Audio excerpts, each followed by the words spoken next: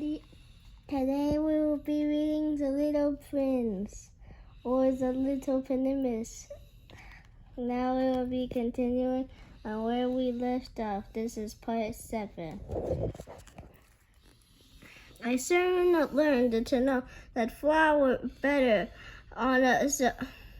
That a flower better on his little prince's. No, that flowers better.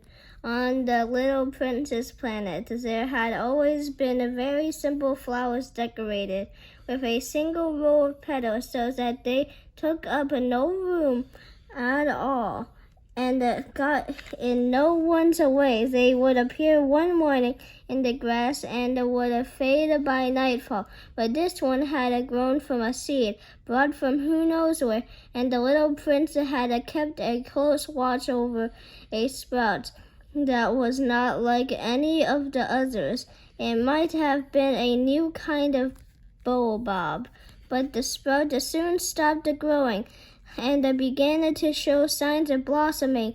The little prince, who had watched the development of an enormous bud, realized that some sort of miraculous variation would emerge from it. But as the flower continued her beauty, preparations in the shelter of her own green chamber, selecting her colors with the greatest care and dressing quite deliberately. Adjusting her petals one by one, she had no desire to emerge all rumpled like the poppies. She wished to appear only in the full radiance of her beauty. Oh yes, she was quite vain, and her mysterious adornment had lasted days and days.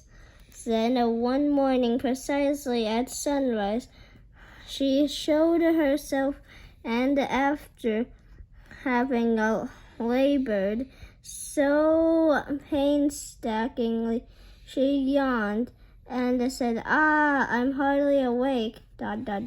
Forgive me, ... I'm still all untidy, ... But the little prince couldn't contain his admiration. How lovely you are. Aren't I? The flower answered sweetly, and I was born the same time as the sun, ... The little prince realized that she wasn't any too modest, but she was dazzling. I believe it is breakfast time, she had soon added. Would you be so kind to tend to me? And as the little prince, utterly abashed, having gone to look for a watering can, severed the flower, she had soon begun tormenting him with her rather touchy vanity. One day, for instance, alluding to her 4 thorns, she remarked to the little prince, ready for tigers with all their claws. There are no tigers on my planet, the little prince had objected, and besides, tigers don't eat weeds. I'm not a weed, the flower sweetly replied. Forgive me, ... I am not at all afraid of tigers, but I have a horror of drafts. You wouldn't happen to have a screen. A horror of drafts, ... That's not good. Sign for a plant. The little prince had observed how complicated this flower is, ...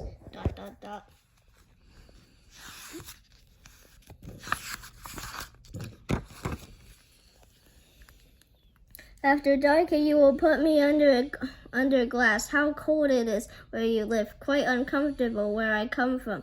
But she suddenly broke off. She had come here as a seed. She couldn't have known anything of the other worlds. Humiliated at having let herself be caught on the verge of a lie, she coughed 2 or 3 times in order to put the little prince in the wrong. That screen, I was going to look for one, but you were speaking to me.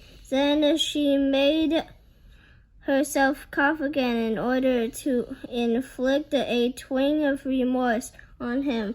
all the same.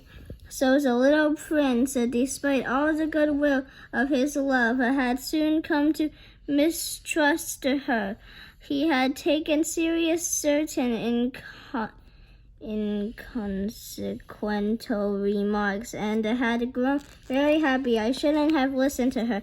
He confided to me one day, "You must never listen to flowers. You must look at them and smell them. Mine perfumed my planet, but I didn't know how to enjoy that. The business about the tiger claws, instead of annoying me, ought to have moved me. ... And he confided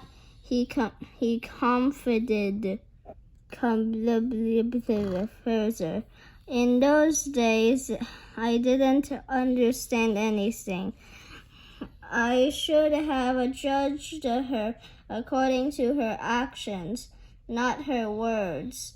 She performed my planet and lit up my life. I should never have run away. I ought to have realized the tenderness underlying her silly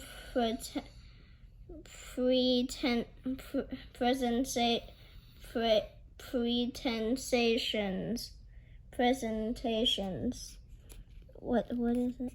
Flowers are so contradictory, but I was too young to know how to love her.